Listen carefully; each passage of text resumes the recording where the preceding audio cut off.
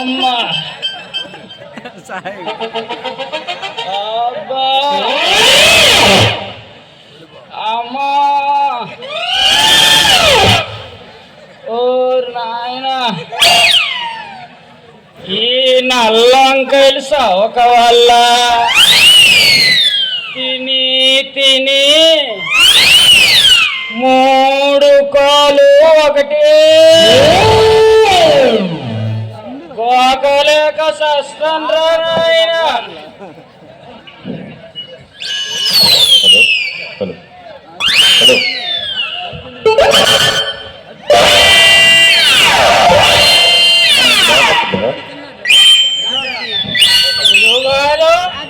Hello hello గురువుగారు సమస్య ఉందండి, మీరే ఎలాగోలా ఆ సమస్య తీర్చాలండి గురువుగారు. ఎవర్రా నువ్వు? ఈ నీసిన బేబిలా మొగ పెట్టుకొని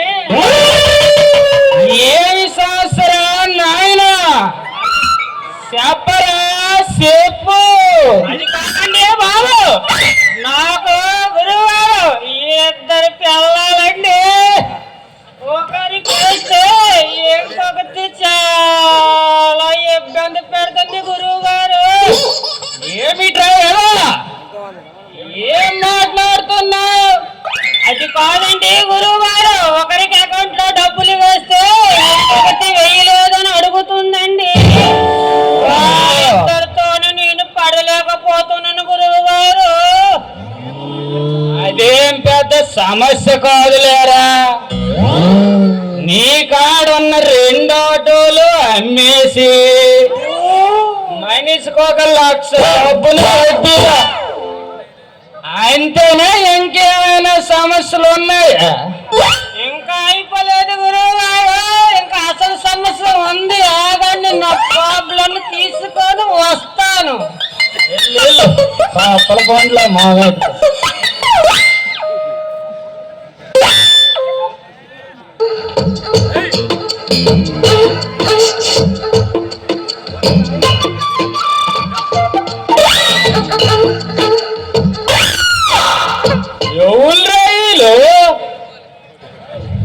మన కిష్టాంగూర్రా వేసిన సిమెంట్ రోడ్డు జీగి జీగి మెరిసిపోతాండ్రు. వీళ్ళతో నీకెందుకురా సమస్య? ఈవిడ నా పెద్ద పిల్ల, పేరు లిల్లీ. దీంతో నాకు పెళ్ళయి 3 సంవత్సరాల 3 నెలల 3 రాత్రులు మాత్రమే అయ్యింది గురువుగారు. ఇది నా చిన్న పిల్ల, పేరు రాధిక.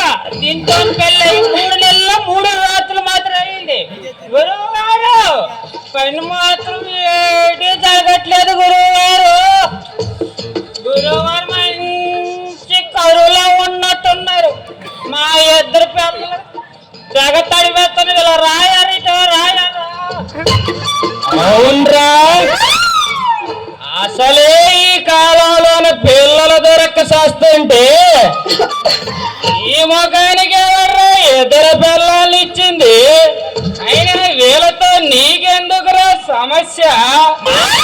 మా పెద్ద పిల్లం దగ్గరికి వెళ్తే మా చిన్న పిల్లం, మా చిన్న పిల్లం దగ్గరికి వెళ్తే మా పెద్ద పిల్లం మంట మంట అని తన్నుకోనే గురువు గారు. 2 నా దగ్గరికి రావడం లేదు గురువు గారు. మీ దగ్గర ఉన్న మహిమతో గురువుగారు నా దగ్గరికి వచ్చినట్లు మీరే చెయ్యండి గురువు గారు. అయితే ఒక పని చేయరా, నీ పెద్ద భార్యను తీసుకుపోయి నీ చిన్న భార్యను నాతో పంపించరా. ఒక 2 రాత్రులు నీ దగ్గరికి పంపిస్తాను. 3 నీకు ఎలాగ తెలిస్తే అలాగ చెయ్యండి. నేను కాస్త నా పెద్ద పిల్లలతో కాస్త పని చూసుకుంటాను. పని చూసుకుంటే కానీ చూపుకు చిన్న పిల్లలాగా ఉంది. మన కంసాలు తిరుపతి అసలు మాంచాలు చేయలేక సత్తాను. మెల్లి చూడరా నాయన.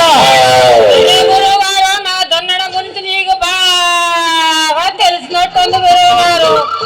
కాస్త నా పెద్ద పిల్లంతో మజా చేసుకుంటాను గురువు గారు. కానీ